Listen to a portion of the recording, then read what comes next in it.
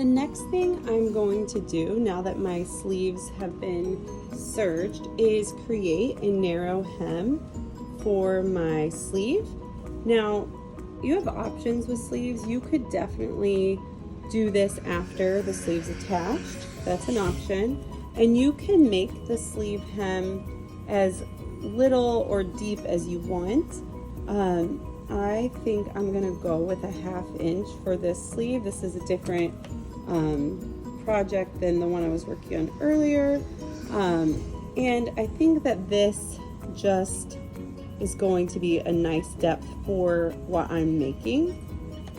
But you could do a 1/4 inch, you could do an inch, and it's really just important that you're pressing and using that steam and measuring constantly to make sure that your hem is even.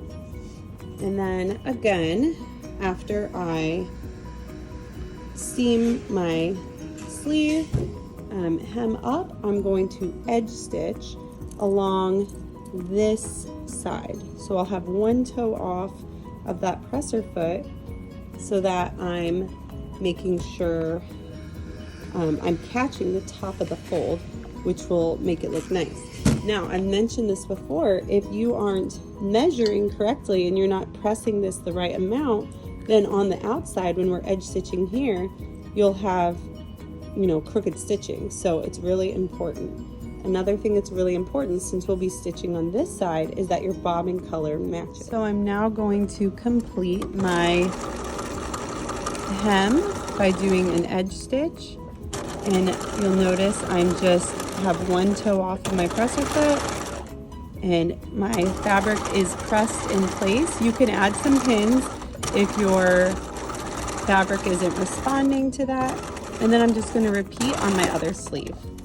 Okay, I've hemmed my sleeve, and now the next thing I'm going to do is baste around this curve. So I'm going to start about here and I'm going to end about here.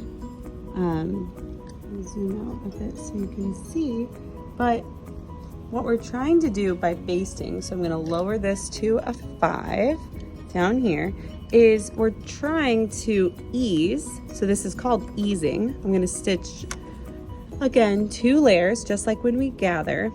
It's called easing, but honestly it is the same idea, the same technique. It just has a different term because it's a different application.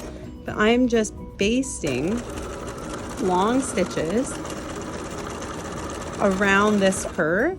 I'm leaving my tails long, and then I'll do one more just for even distribution and again in case it breaks. And I'll do this one at 5/8 inch. Now I have both of my basting rows in, and you can repeat this on the other sleeve. And now I'm just gonna ignore those for a while. We're gonna do one more step before we need to pull those up, but it's easier to do it first because it is flat. So I'm going to now take my sleeve and fold it in half. So this goes right side together. You'll notice it looks inside out. I'm going to pin what will become my underarm sleeve together. My sleeves are really tiny. They're not very long sleeves, so I only have this much to sew. But if you're doing a long sleeve, you could have a much longer seam. So still remember to pin those ends even, especially now because you have a hem, you want that to be even. This will be the bottom of your shirt. So make sure it's even in the bottom of the sleeve. And I probably only need 2 pins, but you might need some more. And then we're just gonna sew this at 5/8 inch and make sure you move your length back to a 2.5. That standard stitch is 5/8 inch, 2.5. And I'm gonna stitch that.